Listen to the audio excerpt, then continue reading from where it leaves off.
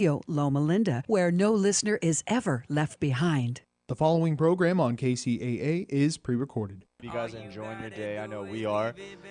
You guys listen to Whatever Works on KCAA 106.5 and 1050 AM. I'm your host, Sam Works. I'm Kyle Kerrigan. My name is Tristan Newell. And tonight we're going to be talking about training dogs. Tristan here, we'll let him speak. Go ahead and give your little background about yourself. So, a little background from me. My name is Tristan Newell. I am 21 years of age. I started dog training around 19 and a half, 20 years old. And my cousin is actually the one who invited me on to become a dog trainer. And what had happened was I was looking for a job, and I knew my cousin worked with dogs all the time. He did a lot of things, Christmas tree farms, helped with animal control in Redlands, and he just invited me on to his crew, and he taught me a lot with dogs. I started as a kennel tech. I started working with dogs, taking care of animals, feeding his farm animals, basically taking care of his ranch and the dogs that would board with us through his company. And the longer that I stayed with this company and the longer I worked with Chris, my cousin, he just asked me, he's like, hey, how about you just dabble with some training? How about you just start walking with some dogs and feel them out and basically just walk dogs. So I didn't think anything of it. I didn't think of like a wide spectrum of it. I was like, okay, cool. I'm cleaning kennels. I'm working with animals. I walk dogs, right? But then the longer that I worked with him, the longer that he kept me on, my knowledge of training with dogs through him and those that I work with just grew a bunch, right? And I never had a passion to work for dogs, but since I started working, I realized how much I loved animals. Right? Okay, Working with dogs, training with dogs, doing a lot of research with different types of training because there's just a vast amount of training types. You'll never find a single trainer that does the exact same thing as someone else, ever. Huh, interesting. It's always different. Their minds are always different. You want to just basically pick their brain, and you just collect little things all the time, right? Okay. And ever since then, ever since I actually started walking dogs, I just grew in love with it. And it's just been a great experience ever since. That's pretty cool. So what's the company that you work for?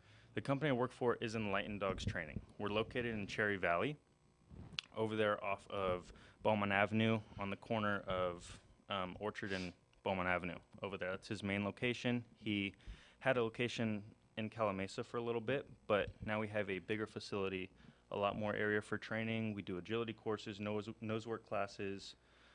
We work on social skills, leash work, obedience, aggressive dog handling, and behavior modification. Oh, nice. Basically just working for your family pet, you know?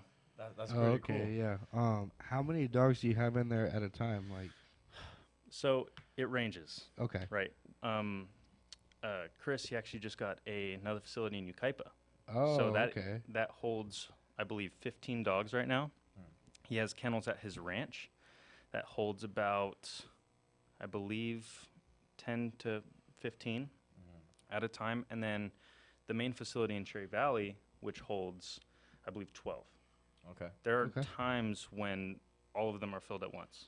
Wow. Yes. And it's a lot to handle and grasp. But Yeah. the fact that we train dogs that board and train with us, board and train is basically leaving your dog with us to train, and they sleep with us at the facilities, right? And it's either a 10-day, a 2-week, or a 3-week. In that time, we work your dogs. Okay. Like 6 sessions per dog per day, right? Trying to get them to just move so we can get those dogs out and then get some more in. Because a lot of people need help with their dogs. A lot of people don't know how to go about helping their puppy or helping with a dog that has anxiety or aggressive problems on leash, right? So there's so many dogs in the area, just in the area of Inland Empire that just need help with their dogs. So it's like we work them through a lot. That's nice, dude. That's awesome. Before we get any more deeper, Kyle, why don't you give us a shout out to our sponsors? Yes, sir. SNJRadio.com. No negative news, no politics, just feel good music. And our man, Secondhand Sam, up at Second Chance Thrift Store next to USA Subs on Yucaipa Boulevard. There we go. Yeah, so tonight we're going to be talking about dog training. If any of you guys have any questions, comments, or concerns, please feel free to call in at 888-909-1050. That's 888-909-1050. Tristan's been doing dog training for about 2 years now, right? Yep, about two and a half. Yep. Over here in Cherry Valley. And are you going to be working the one in Yucaipa? I'm actually working both. So it's not like a main facility where it's two separate locations. We transfer dogs. We have the same employees and coworkers that just basically flop. We float sometimes to where we go back and forth, right? My main location is the Cherry Valley location. It's where I started. And then I go over to Yucaipa towards the end of the week. Okay, cool. Okay. Two big questions that I have. One, can you teach old dog new tricks? Definitely. So the saying you can't teach an old dog new tricks, it's not true, right? Okay. It's not true because all that dog training is consistency and patience, right? You have to just be consistent with the same training, same ways you train, same words you train with. You have to figure out your dog and how they will listen and focus with you, because when you get that focus, that's when you can really just go to work with them, right? And it's a great favor for you and your dog. It builds a great bond with you and your dog, right? Your dog learns that you're the leader and you can control them and they can trust you, right? And no matter what the age, we've worked with many dogs. Very old. I think one of the oldest dogs that I can remember is a 10-year-old dog. Wow. Yeah, and So was it like 70, right? Because dogs have like 7 years per year. I don't even know if I believe that either. I just Okay, think of a dog's me small either, but- lifespan. You know what I mean? Yeah. It's just different in my opinion. But yeah, like their minds are a little bit harder sometimes, but they can collect the knowledge as long as you're consistent and you make it fun. You know, you don't want to be very controlling, very strict. You don't want to have a heavy hand all the time. You want to make sure that your dog that you're working with is having a great time too. When you go through all this training and, you know, try to discipline all these dogs from doing this, doing that, or breaking old habits or creating new habits, do you apply that to yourself, like in like everyday life? Definitely. Yeah. Because you have to change, first of all, the way you train, but you also have to change your mindset, right? It takes a very neutral mind to train many dogs, right? There's so many dogs to train. There's so many different personalities in dogs. Hey, Joe, I think we have a caller. Would you like to pull him in real quick? We're going to put that on pause. All right, let's see if we got a caller coming in right now.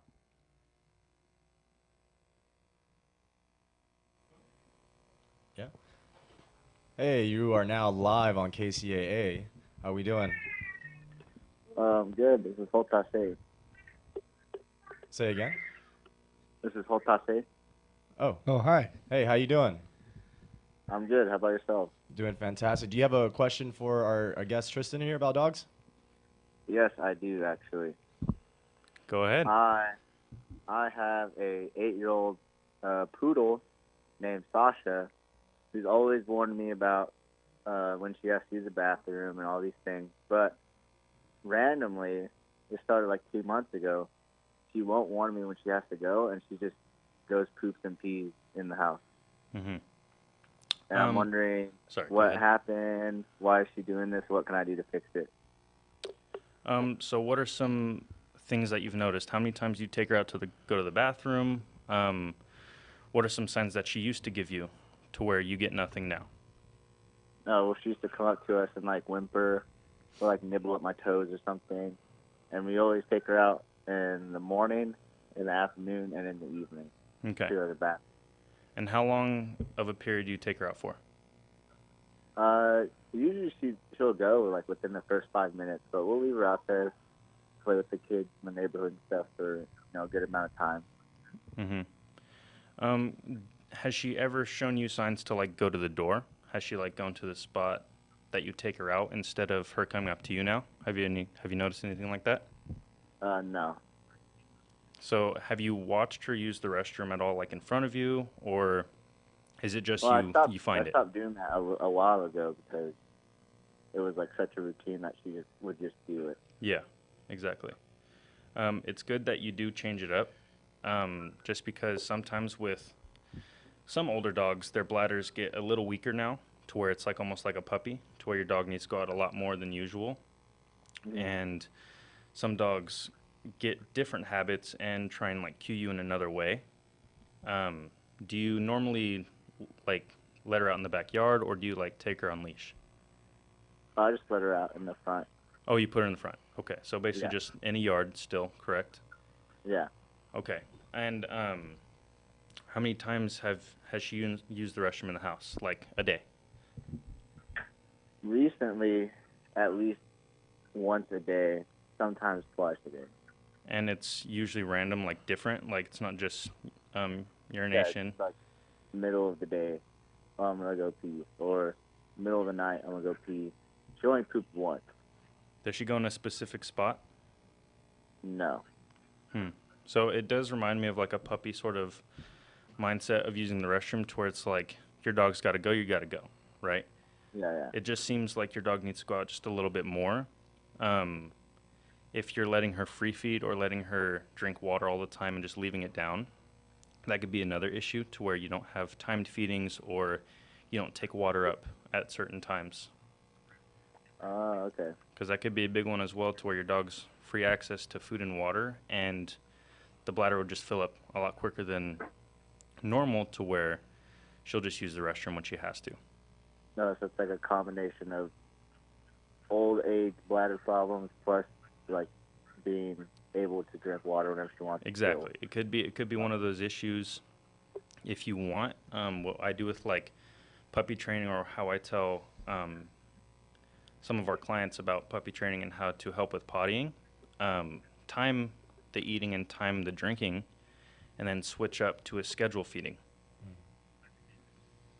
Oh yeah. Because then you can time how long it'll take for your dog to use the restroom, to where you can sort of get a routine again for your dog and be able to take her out when she has to go. Okay. Okay. Sounds good. I think I'll try that. Great. Thanks for the question. Awesome. Thanks, man. Thank you. All right. All right. You have a good day. You too. Happy You Sunday. as well. Happy Sunday. Happy Sunday. So let's just stick on the subject of dogs using the restroom inside the house. Yeah. How do you discipline a dog when it comes to like that? Like when we were younger and we had dogs, they would always piss and poop inside the house. Yeah. And what we would do is we usually like shove their nose in it Yep. and like smack them a couple Very times. classic. Yeah, Such a Yeah. classic mindset to just punish your dog like that, right? Yeah. So if you don't catch your dog in the act, basically, you can't punish anything. Because in your dog's mind, that when they use the restroom and then like 30 minutes later, hour later, or whenever you find it, you come home, right? You grab their nose, you put it in the spot to use the restroom, and then you spank them, put them outside. It doesn't do anything but sort of hurt the bond that you have with your dog, because your dog is just going to feel just disappointed, right? Because they're not going to put two and two together like, that was me, right? Like it may be their scent, but they don't know what they're getting in trouble for, right? And so say you catch your dog in the act of using the restroom, I wouldn't even punish either. I would just snap him out of it. Like if you see him looking around, snapping out of it, I would snap them out of it and then bring them to the outside, or put them on leash, bring them outside, right? I would get them as quickly as possible to go outside, and then when they use the restroom, then I mark it as a good thing, right?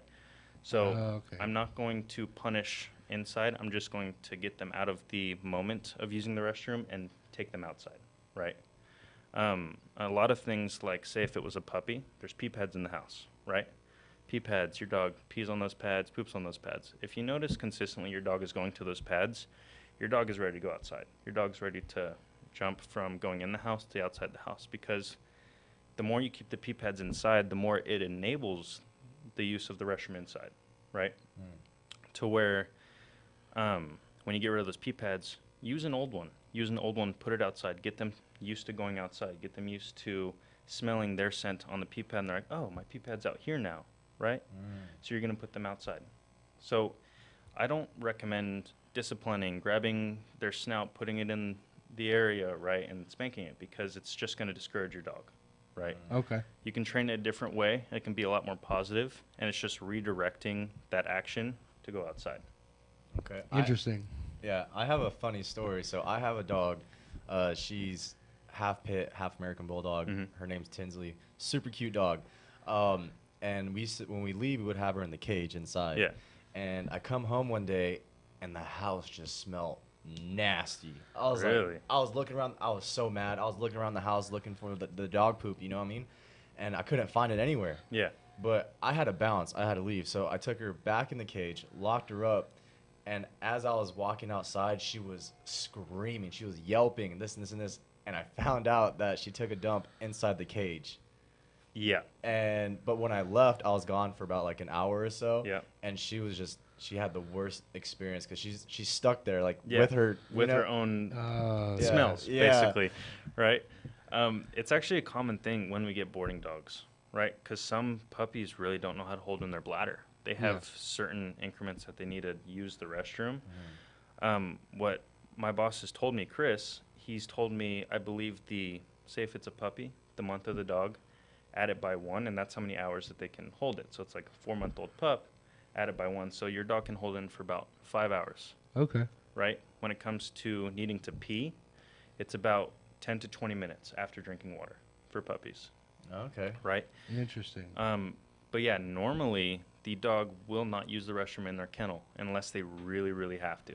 Right? So if your dog did not get that break to use the restroom and to get out, then they'll have an accident, right? To where they do not like being around their own scent. That's why most of the time if your dog has a spot in the backyard, they'll use the restroom in that spot because that's their area. And you notice they will never hang out in that area because that's the restroom, right? Like you're not going to go hang out in your own bathroom, right? Like there's no reason, Oh, right? okay, That's cool, interesting. yeah. Yeah. It's weird how dogs do work and like they just sense their own smell and they just don't want to be around it. Just like how we don't like the smell of like your dog using the restroom, they don't like it either, right?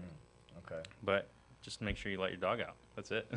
There's another thing I was told, like when you take your dog out for a walk, whatever, and it's like it's marking his territory, but like peeing in certain areas. Yeah. I was told like if your dog ever ran away, like it runs to those landmarks, those spots. Is that true? Because honestly, that's how we found our dog. Because we used to walk her like a certain route. Yeah. And then one day, like she was missing. She was out of the house, and we were like, okay, where does she usually use the restroom? And she was actually in one of the spots that she goes to all the time. That she marks whenever she goes on the walk, correct? So I've actually never thought of the topic, but now that I think about it, one of my dog's Gizmo, he marks on bushes and trees, right? And when we used to walk him before he got a little too old, right? Because now he's just a little too old to go on those longer walks and to do those sort of things. So we basically take him to the driveway and back home. He would mark on specific spots. It would be almost every bush, but he just loved going to those areas. So whenever he had the chance to dart out that door, every time I would see him, it would be at the exact spots that he used the restroom.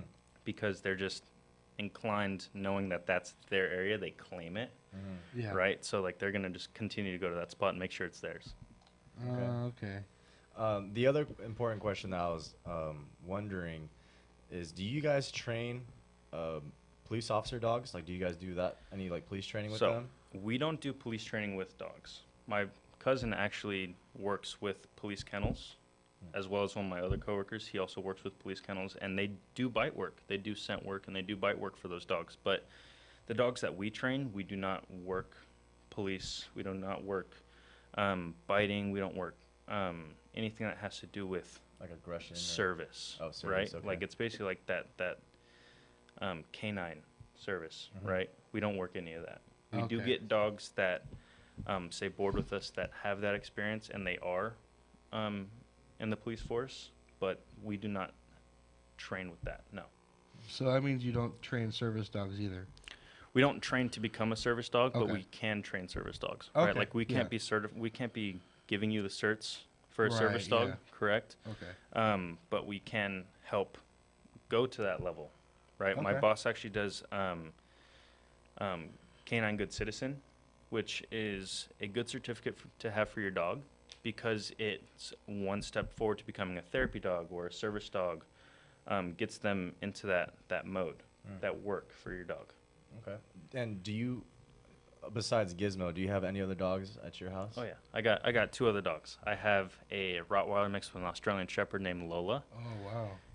So with her breeds, you would think she'd have more of the Aussie. She doesn't look too much of the Rottie, just the coloring, right? Oh, She's brown and like that reddish. yeah, brown, tan, and a lighter tan, right? She's more small. She doesn't have the size of a Rottie. Okay. She does have like the shorter neck like a Rottie, right? But she has the temperaments of just a calm dog. She can show guarding like a Rottie, but she doesn't care to like herd too much. She doesn't care to be overly excited. She has her playful moments, but she's a really calm dog. And then my other dog, which I rescued from Chris, he fostered this dog. Her name is now Millie. She is a boxer mixed with an American Bulldog. That's pretty cool. And she's great. She's such a like well maintained dog, right? Like she's easy maintenance. She'll listen on a dime. She'll be very playful. She loves to walk, loves to play with the ball. She has great ball drive. No aggression to like go after a dog. She loves to play. And I've always found that rescue dogs are probably the best. They've gone through life basically, right? They've gone through life. They've seen things in their life. Like Millie, she used to be homeless. She was on the streets with a homeless person, right? And then she got rescued. And then I can see the attachment issues that she has. I can see the bond that she has with me is just very strong because she connects to a person, right? Right. And you never know what you're going to get with the foster dog. You never know what you're going to get for a dog you find at the pound, right, or at the shelter, because dogs go through different things, you know, different temperaments, different ways of life, and it's just interesting. How do you deal with dogs that have PTSD? So, like, more anxiety, more like shut down dogs, Yeah. right? It's a hard one, right? Like earlier, how I was talking about like fixing your own brain, right? You have to be very patient, very neutral, very open. You can't be pushy. You can't be too much for this dog, right? And all anxiety dogs have different ways to act, right? And most of the time how I figured it out is I give no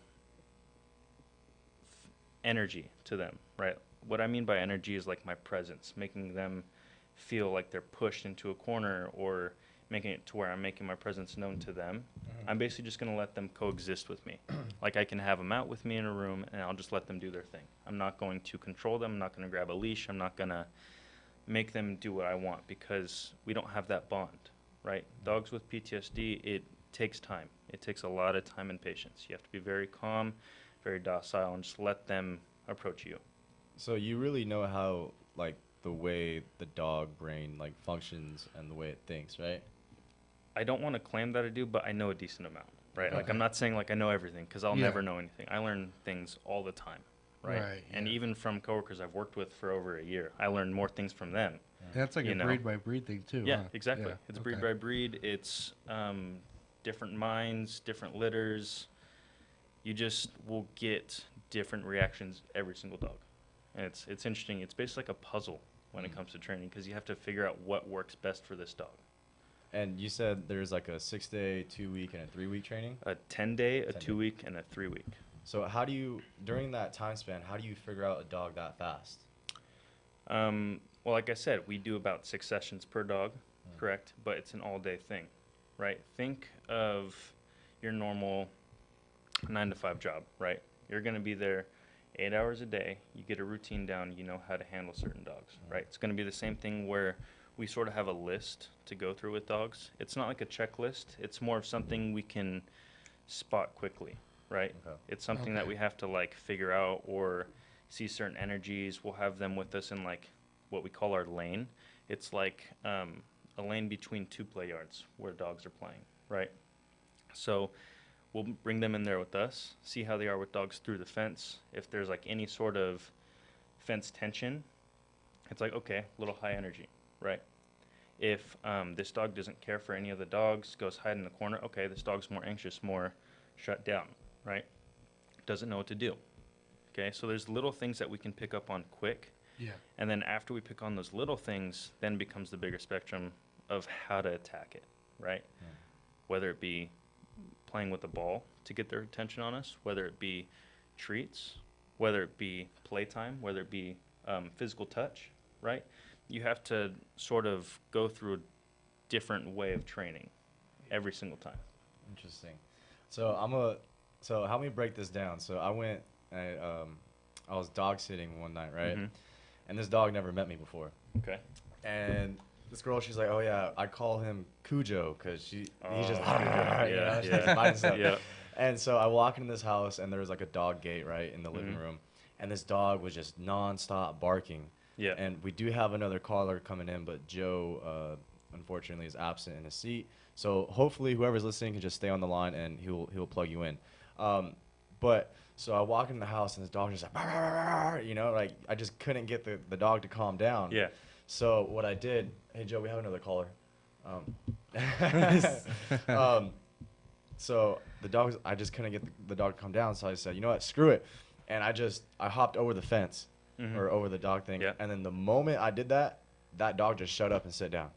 So like, why does dogs like bark and attack? Well, not attack, but like be a nuisance until you. That's gotta be like a dominance thing, no?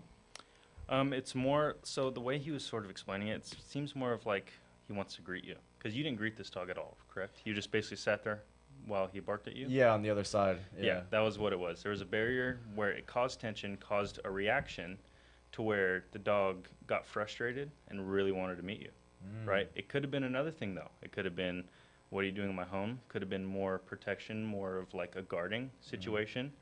But it's a good thing that it wasn't that, right? yeah. Because it could have been a problem. Yeah. But Yeah. luckily, it just seems like the dog really wanted to greet you. That's all it was. Awesome. All right, I'm glad to hear that. I will plug in the caller right now.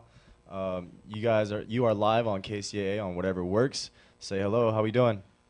Good. How are you? Pretty good. What can we do for you? My question is, we have a 2-month-old puppy. It's a husky collier, and just want to learn a little bit about the personality. Like personality of like what your dog Border will be. collier husky, huh?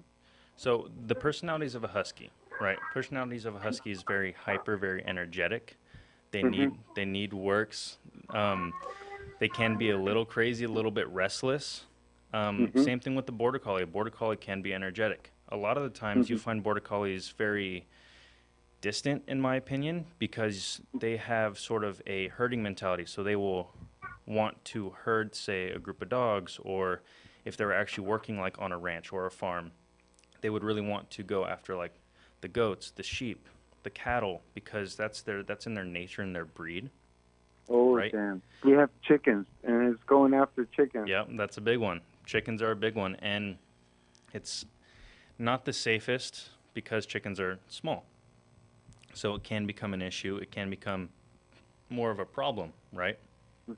But those two breeds together can cause basically a hyper border collie.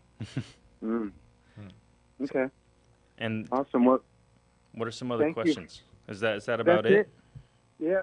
Just want to learn a little bit about the breed and what to expect, what their personality is Yep. like. Just make sure that you put in a lot of work for them, okay?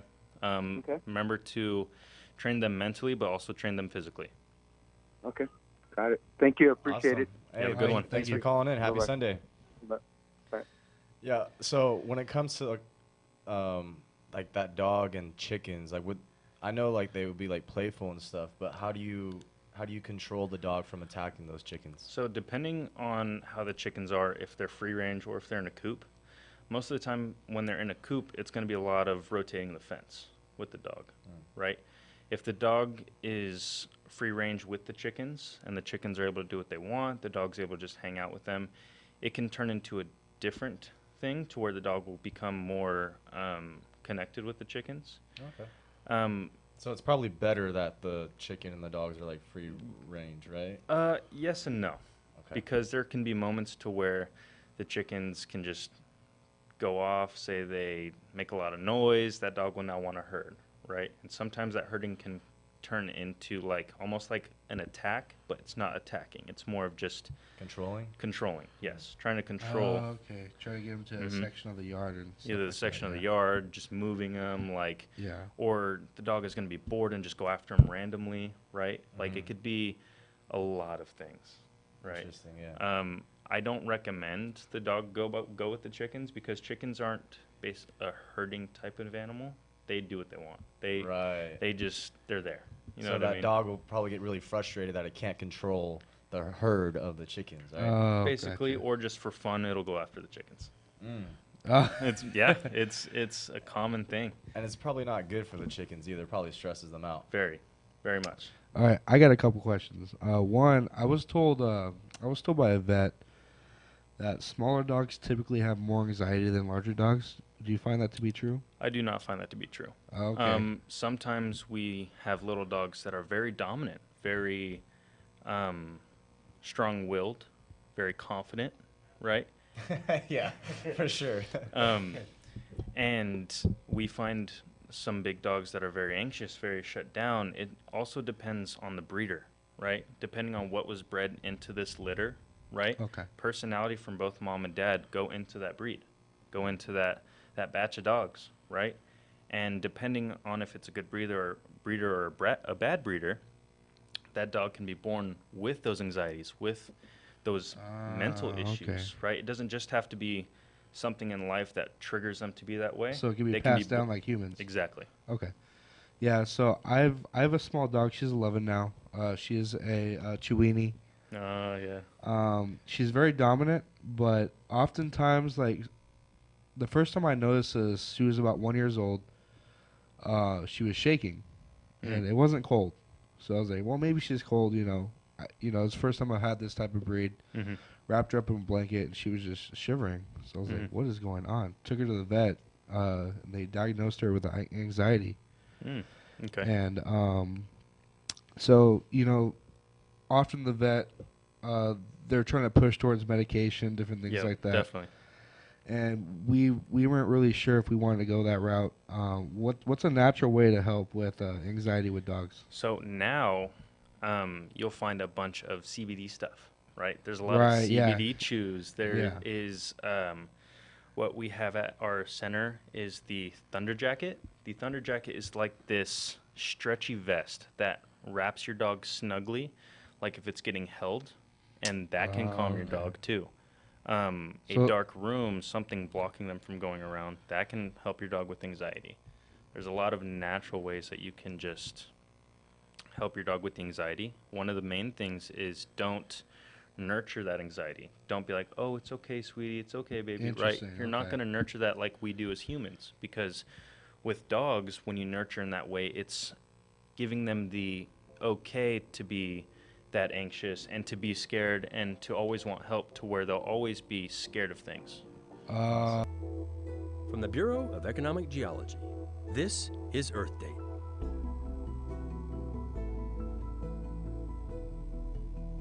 Compasses point north by following the Earth's magnetic field. It's amazing when you think about it. There's an invisible force flowing out of the Earth's south pole and diving back into its north pole, pulling all compass needles to the north with it. Even more amazing is that the magnetic field is keeping us alive right now. Without it, there would be no life on Earth. We're talking Mars. Here's how it works. Our magnetic field is generated in the Earth's core. It flows outward through the crust and surrounds the Earth like a giant bubble called the magnetosphere, which extends more than 400,000 miles into space. But on the side that faces the sun, the solar winds squash it down to just 40,000 miles. It's the force of that magnetic field pushing back against the solar winds that keeps them from scouring away the Earth's atmosphere. Scientists even think that billions of years ago, when the Earth was first forming, our magnetic field helped trap the gases that made up our atmosphere in the first place. By contrast, when a planet loses its magnetic field, its atmosphere declines with it, like we see on Mars. Magnetic field means atmosphere, means life on Earth. That's pretty mind-blowing. So the next time you see a compass, take a moment to remind yourself that our lives are made possible because we're living on a giant magnet. I'm Scott Tinker, and this has been your Date with Earth. Earth Date is produced by the Bureau of Economic Geology at the University of Texas at Austin. Earth Date is researched by Julie Hennings, written by Harry Lynch, and distributed by Mark Blunt and Casey Walker. For more stories, follow us on Facebook or visit earthdate.org. We've all heard jokes that begin with a rabbi, a priest, and a minister walk into a bar. Well, a rabbi, a minister, and a deacon actually walk into the KCAA studios every Sunday morning at 7 a.m. to host the radio program Religion on the Line. And that's no joke. Together, they offer a mixture of humor and serious conversation about things that really matter in life and how to make our lives happier and more fulfilling. They compare religious doctrine and learn from each other while bringing a unique perspective of religion to the KCAA audience. Listen every Sunday morning from 7 to 8 a.m. for Religion on the Line, the intersection of humanity and divinity, right here on KCAA Radio, the station that leaves no listeners behind.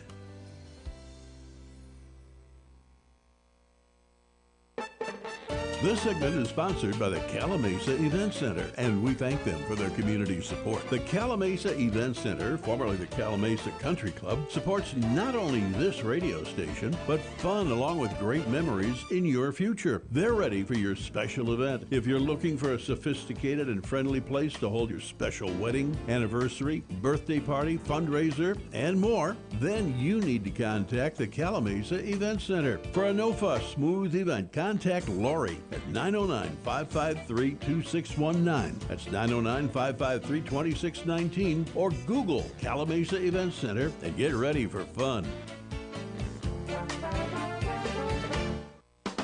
Bob Vila here with my home improvement tip of the day. Medium density fiberboard, MDF for short, can be a cheaper, more stable alternative to plywood if used in the right way.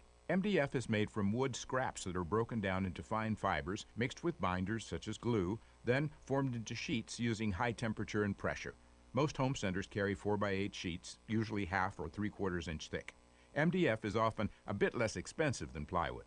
It holds its shape and you can use it for shelving, cabinets, trim, and molding. It's best for interior projects since it doesn't like moisture.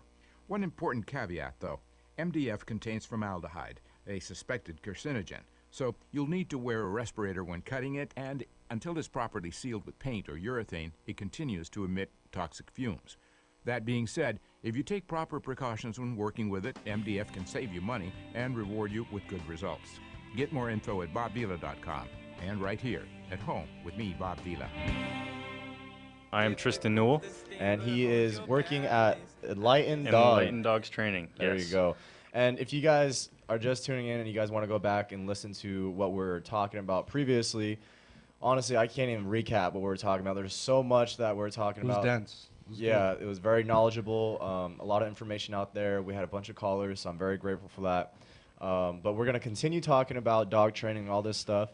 But before we do that, Kyle, one more time, give our sponsors a shout out. SNJRadio.com. No negative news, no politics, just feel good music. And our man Secondhand Sam up at Second Chance Thrift Store, next to USA Subs in Yucaba Boulevard. All right. So I have a situation. My dog is on her period, and two things I'm wondering. A, is it bad to not get your dog fixed? And B, because she's not fixed, she's on her period, what can we do to help her out a little bit? All right. So when a female is in heat, right? A female is in heat, she bleeds, right? Yeah. And it can be a problem. And it's not like a human's period or like time of the month, correct? It's not like just a quick week or a quick week and a half. It could go all the way to 2.5, 3 months, right? It can, whole season, it can be a very long season, right? Man. And a great way to help with that, there are either disposable diapers or washable diapers. I personally recommend the washable ones. Grab 2 of them, okay? Because then after one is used, you're able to wash that one, then put the new one on, right? And you can just switch back and forth with those things. Okay. Save money. Yep, save money. A little better. If you think to neuter or spay your dog during that time as they're bleeding, it'll be a hefty penny at the vet's, okay, because she's already in it, right? Yeah. Wait until she's out of it before you get your dog fixed. But once you started, you just got to wait. You just got to wait it out, make sure you can just make it clean for her, but it doesn't do anything too much. The only thing it will do is if there is intact males, it'll make them go a little rowdy, right? Because females produce this pheromone that make the dogs go crazy, basically, right? Yeah. So I just recommend disposable or reusable diapers, okay? If your dog is not in heat already or your dog is a puppy, I personally recommend getting your dog fixed, right? Because if you're not going to breed your dog, what is the point of giving them the access to those arousaling hormones, right? Yeah. Because it can cause problems in the future to where it is harder to control your dog, right?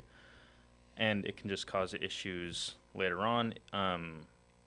Your dog can be like inflamed after like a couple heats, right? And it can stay that way, right? There's a lot of ways to think about it. Like there's a lot of the times where I hear breeders getting their dogs fixed at like 4 months or like 3 months before they can even sell them, right? Or I hear a lot of the times where clients will come in and say that their vet recommended a year or getting them fixed at 2 years, right? I personally recommend 1 heat cycle for a female and then getting them fixed after that cycle is done. And I recommend neutering dogs that are males when they've basically dropped, right? Okay. Right. That's the best time I can recommend neutering them, because with males, the hormonal drive stays in their body, right? So if they grow up to have like that dominating feature in their blood, right, it's a lot harder to control your dog, in my opinion. We've seen it with many dogs. We train dogs that are intact all the time, or female dogs that aren't fixed. There's different personalities when it comes to those hormones, right? It's like growing up. It's like they're older, they're adults, and they're more stubborn. Right. Right? So I personally recommend getting your dogs fixed if you're not going to breed your dog. Okay, cool. And does it have any biological effect if you don't get the dog fixed and you're not breeding it? I don't believe so. I've heard a lot of things like if you fix your dog too soon, it can cause birth defects, or if you don't get your dogs fixed at all, it can cause effects, right? So it all just depends on your choice, because regardless, something can happen or can't happen. You just won't know with that dog, right? Right. But that's why I recommend your dog goes through 1 heat cycle or waiting until the males drop, right? Because then they do have that chance to grow up and grow mentally, and their body grows and becomes more mature, right? To where when that cycle is done, then you fix them, then they've grown in a maturity level to where they grow up a little better, instead of a lot of times like with shepherds, you hear of like hip dysplasia, right? Right. Yeah, that's a big one. I heard if you neuter or spay your dog before they've gone through that heat or before they dropped, that it can make it happen faster, but I don't know if it's like proven. Okay. Right? This is another question. How do you break up a dog fight? That's a tough one, right? So dog fights don't always happen, right? So like with us, we're not just going to throw dogs to the fire. You know what I mean? Yeah. We have to figure out this dog's personality and figure out the other dog's personality. Because a play group isn't just 2 dogs, not usually, right? A play group can be 3 to, I think what we've had before is like 8, maybe 12 dogs at a time, right?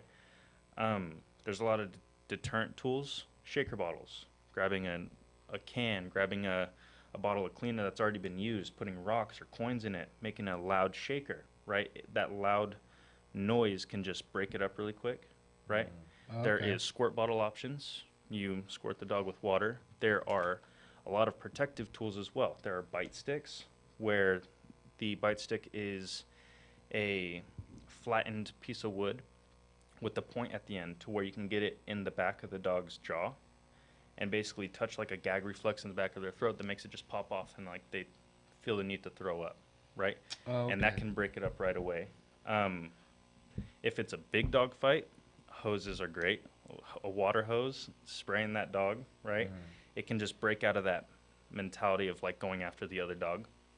Dog fights are also very dangerous in a big group of dogs, okay? Because if 2 dogs are going at it, it can cause little fights everywhere else, because it's an energy thing, right, with dogs, to where it can make it brawl. Exactly. So make sure that the situation and the surrounding area is detained, right? Making sure dogs are separate, making sure dogs are are away from each other. Understanding when to step in is a big one, right? Because there's certain times where dogs can latch on. Okay, dogs latch on to certain body parts of the other dog, and if you try and like tear them out, right, it can cause lacerations on their skin instead of just a quick puncture or like a wound like that, right? It can be if your dog isn't like attached or anything, and they're just going like bouncing back and forth, right, where you see dogs jump up, attack, bounce back, right? You can step in then, water hose, squirt bottle, noisemaker, right? They even have noisemakers like at Petco, PetSmart. That's almost like an air horn, but it doesn't make that loud whistle, right? It's just a large compression of air that's very loud. And dogs' hearing super sensitive. Very well. I'm super sensitive. So it gets them to just break up out of that. Yeah, I have one time I brought Tinsley over to my mom's house, and she's a female, and our other dog, she's also a female. Her name's Nova. Yeah. And they were cool at first. They're hanging out, blah blah. And Tinsley was just sitting there, you know, didn't move or nothing. She was completely still. But Nova just started attacking her, right? Okay. And so we tried to break it up, and what I did, I just scooped up my dog from underneath the belly, and I picked her up. But during that time, like, Nova was still trying to like bite at her and stuff like that, and I was like swinging around, spinning, and then I dropped the dog, and then my stepdad, he came with the hose, but he did not like he got the dogs, but he got everyone too. You know what I mean? It just went crazy.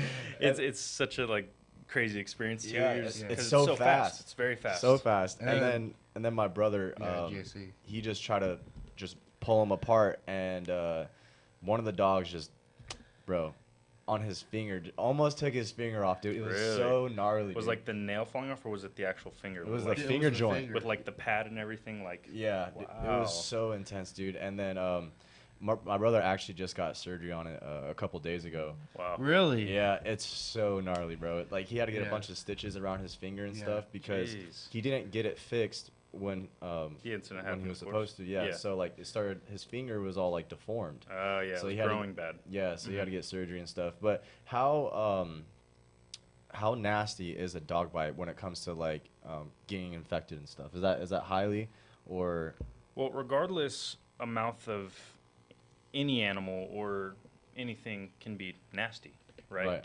But it's just how quick you take care of it, right? So it's like as soon as he got into that tussle and like broke up the dogs, right, and he noticed his fingers was injured, I would have instantly put it underwater, grabbed some alcohol, poured it on there, cleaned it off, put some gauze and wrapped it up, and then went to the hospital. Right, it would have been completely fine. He wouldn't have had any infections. Deformity wouldn't have shown because he got it fixed right away, right? But obviously, if you wait, there are chances dirt or bacteria can just continue to fill your finger, and it can cause an infection. It's just like people, you know, like we get infections, like with cuts, you notice like little yellow-green spots on a scab or sometimes, and it just means you need to clean it, right? Like you can just clean it off and it'll be good. Yeah, so it's not like a life or death situation. No. Your finger is not going to just like fall off. Obviously, if the dog had like rabies, it can cause problems like that. And how can you tell if a dog has rabies? Does it like foam out of the mouth, or is that just like another myth? So I've actually never experienced any dog with rabies. I've never experienced an animal with rabies, but I'm sure you guys have seen Old Yeller, right? It's like it's true. There's aggression, foaming out the mouth, right? Basically a disoriented brain. And it causes the dog or the animal to be aggressive, right? Okay. And it's just little things that you can find out where it's just constant, like, aggression, the dog's not acting right, and obviously. There was an instance when I was younger. We used to have a dog named Freeway because we found him on the freeway. Oh, nice. That's a good name. That's a good name. This was, like, way back when I was little. He passed away when I was, like, 5. But I remember this, like, one of my earliest memories. There was a dog that was walking, and Freeway got out of the yard, and they got in a fight. But the other dog looked kind of drunk, and like red eyes, was like bit Freeway, got rabies. Oh wow! And so it was just like it was crazy because this other dog looked like he was drinking. It was like weird. You just look psychotic. It's disoriented. Yeah. It messes with the brain functions of an animal. Yeah. Oh wow. And so yeah, that was a crazy thing to witness at 4. It's crazy. It's crazy you like remember it so well though. Yeah, You know? it was like I was 4, so I was like, what the? You You're like, is that dog drunk? Yeah, you're like, what is going on? And it's like at that age, you're just I like, was "Oh, terrified. dog," right? I It's was like, terrified. Oh, definitely, I would be too. And That's so it's a lot to deal with. Yeah.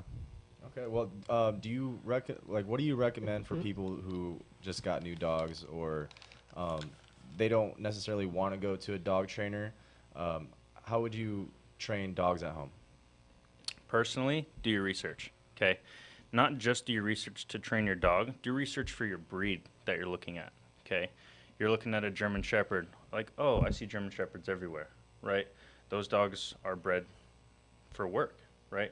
You see them all the time with police. You see them all the time with like military. Like, they are trained to work. So make sure that the breeder that you're looking at focuses on the family aspect, the calmer side, the side that's not dominant and aggressive. Okay. Because, like we talked before, the personality traits of the mom and dad go into the puppy, right? So make sure you do your research. If you found the dog you want and you're like, yeah, I can handle that dog. Some dogs are very high maintenance. Just know what you're getting yourself into, because then when you do the research, look up specific things you want. How to train your dog to focus with you, to listen to you, to come to you. The biggest one is recall. Like I said, the come. Recall is one of the biggest things, because as soon as there's a distraction or something that your dog is very focused on, it's going to be hard to get your dog back to you if you haven't worked on that already, right? So just make sure you do your research. If you're not going to go to a trainer, to a professional, and get your dog trained, make sure you do your research. Biggest thing I could say. That's awesome. I have a question. We have 1 minute left. Okay. Yeah. Real quick. Used to have 2 dogs. One of them passed away. Mhm. He was 18. Okay. So, you know, we had to go the euthanasia route. 18, wow. That's a pretty high age. Abby, the dog I talked to you about earlier, Yep. she's missing him a little bit. And so Yep. I was wondering if you had any tips or tricks on how to calm her when she points out to his bed or, you know, stuff like that. You can notice that your dog sort of has a depression, right? Yeah. Yeah, dogs have personality traits just like humans, you know. Yeah. A good way for like those depressive thoughts is getting your dog moved. Like move them around, make them not focus on those things. Okay. If you continue to have the other dog's things around, like the bed, and say its own dog, I would say take it out. Okay. Right? Because it's just basically a new chapter for your dog, right? A new chapter for you as well. And it'll just help with letting go of that other dog. Okay. Cool. Hey, give a shout out to your company real quick, just in case if anyone wants to do some dog training, they can come to your guys' business. All right. So our main facility is in Cherry Valley, California, zip code 92223. It is on Beaumont Avenue and the corner of Orchard over there in Cherry Valley. I recommend looking on our website. We have a lot of great offers, great things for you to go for, depending on what you're looking for. We have all of our information to contact us, email, and both phone numbers, okay? My name is Tristan Newell. What's the website? The website is enlighteneddogstraining.com, I believe. Okay. Awesome. Perfect. Awesome, guys. All right. Hey, Tristan, thank you for coming in Thank you, tonight. Sam. You're Yeah. awesome, Appreciate dude. it, Kyle. I Yeah. appreciate it a lot. This was you great. guys are listening to Whatever Works on KCAA. We'll see you guys next week. Happy Sunday. Moreno Valley, Corona, and Riverside.